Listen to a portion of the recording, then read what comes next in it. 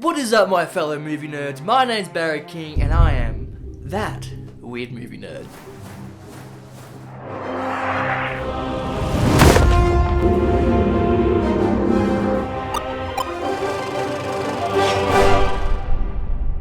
Fear Street Part 3, 1666. Ooh, 666, that's the devil's numbers. I see what you did there, you're funny. What a cool, fun end to this trilogy. Gee, this trilogy was cool. I enjoyed this trilogy, and it finished off with a bang. Kind of. This was a solid 1600s movie, I've got to say, but I really wish this whole movie was just the 1600s. Don't get me wrong, it worked well half and half, having it 1666 and 1998, but I really love this time period and this story and these characters more than the stories before, and I wish they just really focused on that in this movie and then made a fourth movie concluding everything. That would have been grand, that would have been amazing. See, I love the accents in this movie. It really brought me into this time period and also distinguished these characters from the characters in the other time periods because they used the same cast members, which I'll get to later. Yeah, I've got a gripe with that. And although I heard that some of these cast members didn't nail the accent, I didn't hear it at all. I thought it was perfect the whole way through and I loved it. And the score was actually way better than the other movies. I enjoyed this soundtrack so much more. That's the 1666 soundtrack, not the other half of the movie's soundtrack. The 1666 soundtrack, it immersed me so much more and brought that heartfelt feeling at the end when Sarah was hung. It brought so much to this movie and it didn't take anything away whatsoever like some of the scores did in the other movies. It was just a perfect soundtrack for this 1666 era. I'm really sad though that they didn't put some 1666 single hits in there though. That would have made it a lot better for me. I'm so funny. Another thing that I loved about this time period that not everybody's talking about is the color palette that they went with. There's like a dusty, old, rustic, just old 1666 color palette that they would have had back in that day. It's again one of those things that just pulled me deeper into this time period. And I mean, you can't really go in any other direction for the color palette. You can't really go neon, but I guess you can mess color palettes up, so they did a good job doing the color palette. The love between Sarah and Hannah was amazing. I loved it. It was so much better than Dina and Sam's relationship, and it made for when Sarah died to be so much more dramatic, so much more heartbreaking. And their love actually feels like the plot. It feels like the plot revolves around this love, whereas with Sam and Dina, it just felt like a subplot that was trying to be pushed in our faces. Alright, now let's get to this biggest gripe I had with this movie, and that was the returning characters from 98 and 79.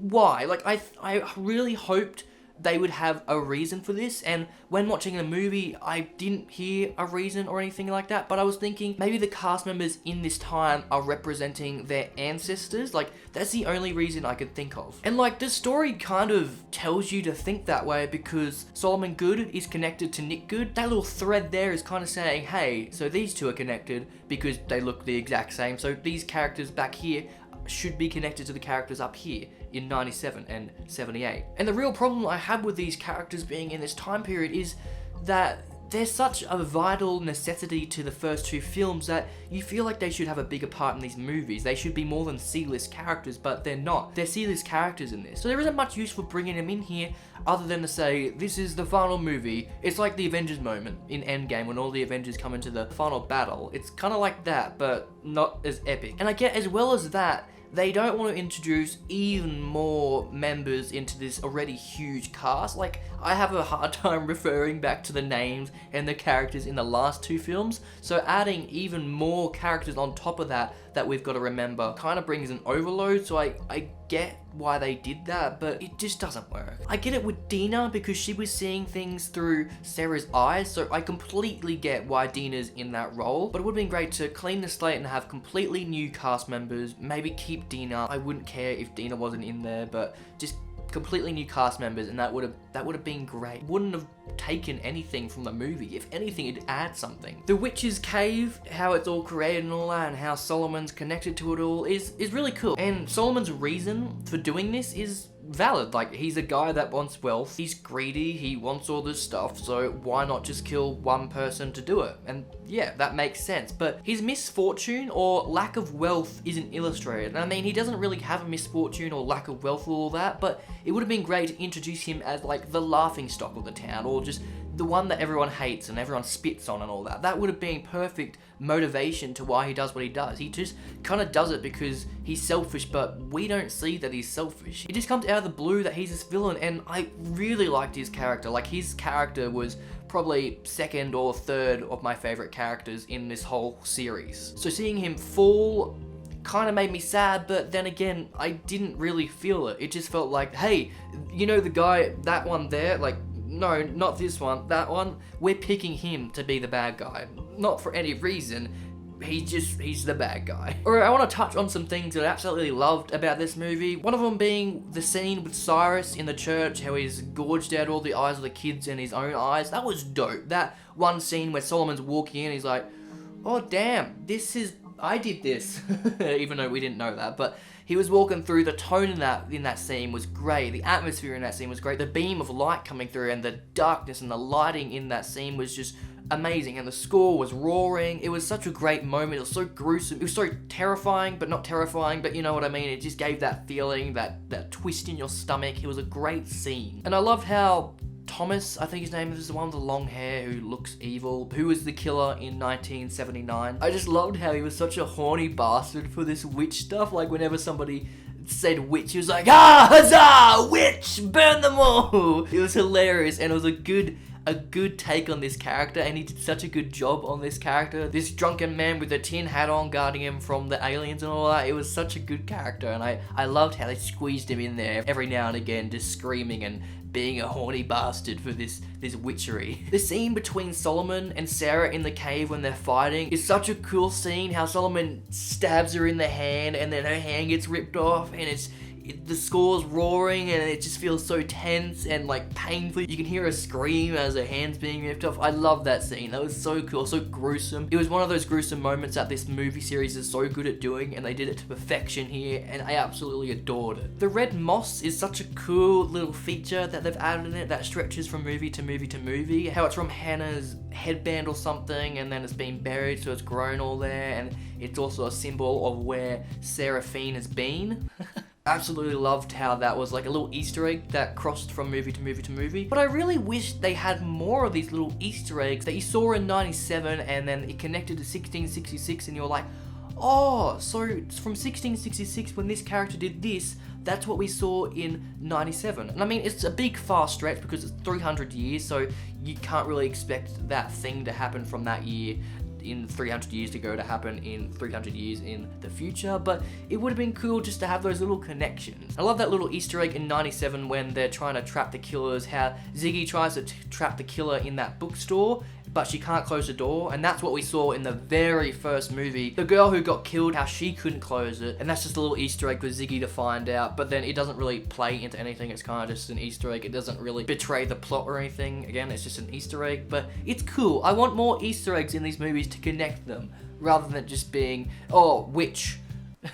Oh, and that montage at the end of everybody from the movies getting absolutely slaughtered was beautiful. You could have just shown me that montage as the trailer, and I would have been invested in these 3 movies, and I would have wanted to watch them regardless of seeing anything else. Alright, let's get into the shit that this movie has given us, that we need to find out because they haven't given us answers, or just like the little nitpicks that I want to get out of the way. So in 1666, Sarah knows that the town's being cursed.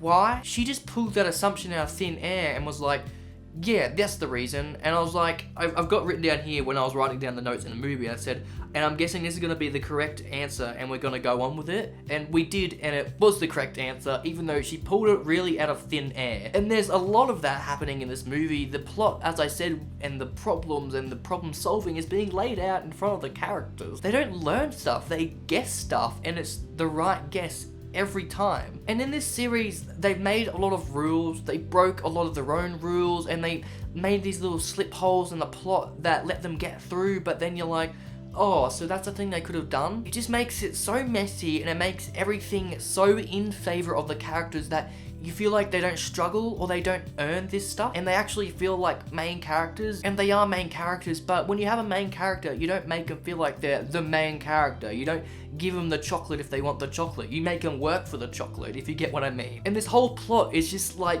the plot saying, oh, do this. Wait, that doesn't work. Oh, you can do this and this will work. Oh, so that doesn't work now. All right, well, we'll give you this way to do it. That works. Oh, that worked, but it doesn't work now.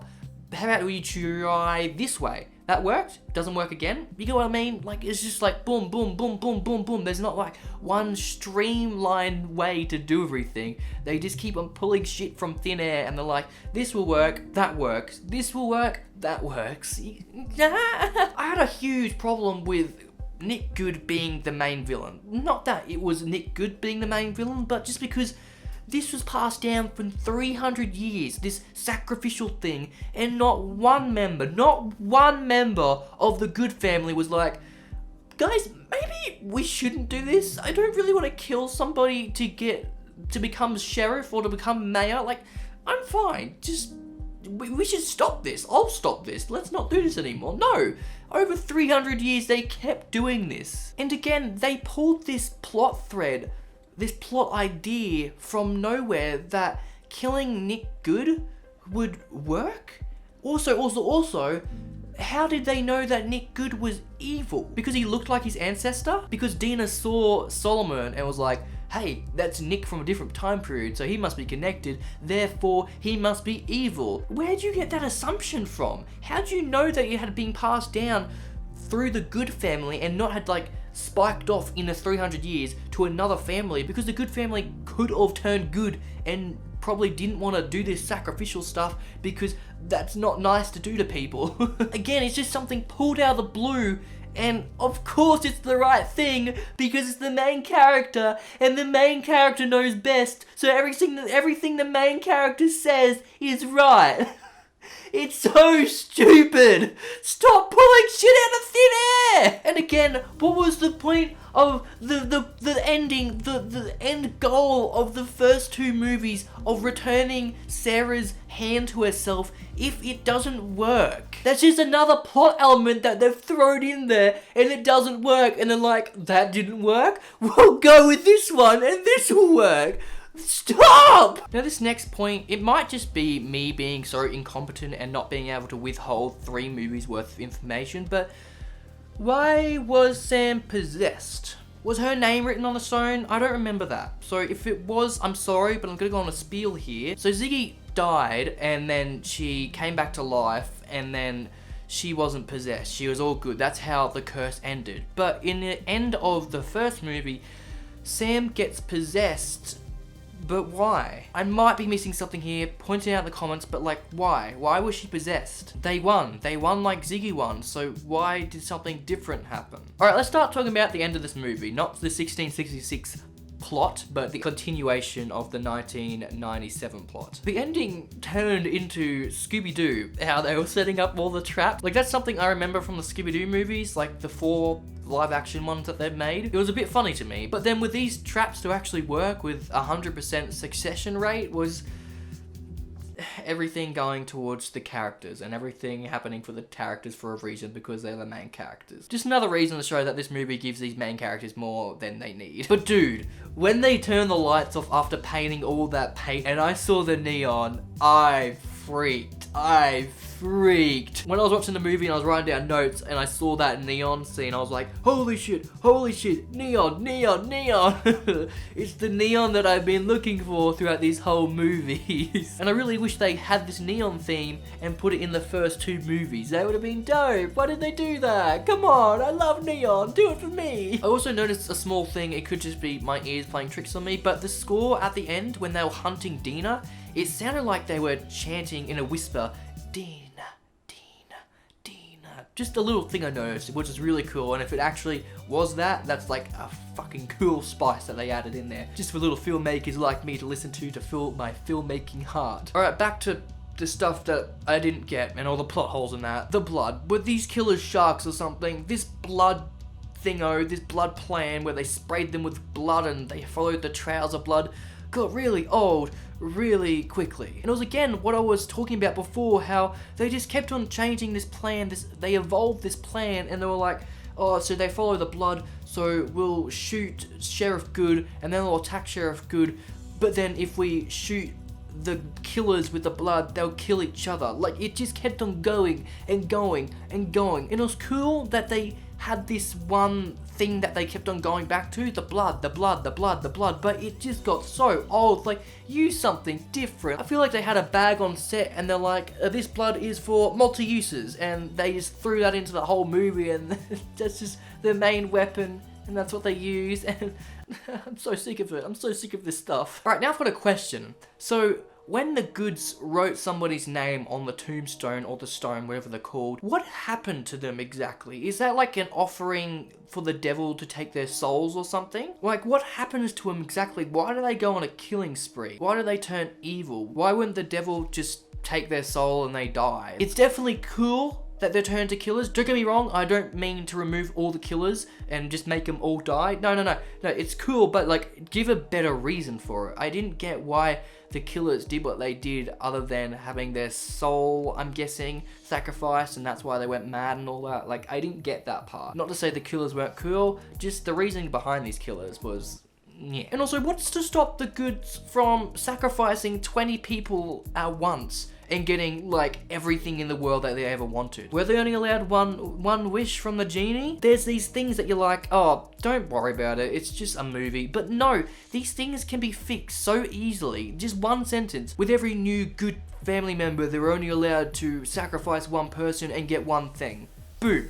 That's all you need to say in one conversation. And that's where you fill that plot hole. It's just these little loose ends that they don't answer, that should be answered in the pre-production of this movie, but it's not. And also, I've got a personal vendetta against this mall, like putting the tree of Sarah Fear in the mall. But also, did nobody notice the caves and like went down there and was like, well, this is cool, and then find the shrine and was like, this is demonic, this shouldn't be here, and then see the names on the stone and it was like, hang on, that's the person that went on a huge massacre and killed everyone, and then saw some of the other names and was like, wait, that's another killer from another year, wait, and then went and did like a Google search and was like, these are all killers.